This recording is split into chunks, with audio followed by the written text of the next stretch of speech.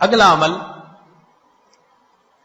دوام طہارت، باوضو رہنا۔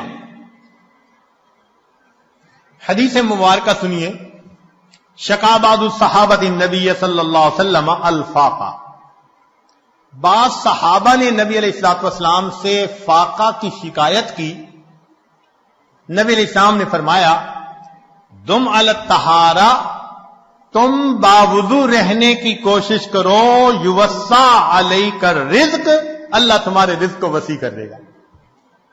یہ بھی بہت آسان ہے، جب وضو ٹوٹے نیا وضو کر لو۔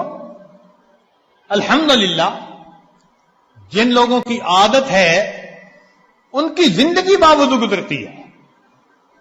اور اس میں ایک نکتہ کہ ایک تو وضو شیطان سے بچنے کا ہتھیار ہے۔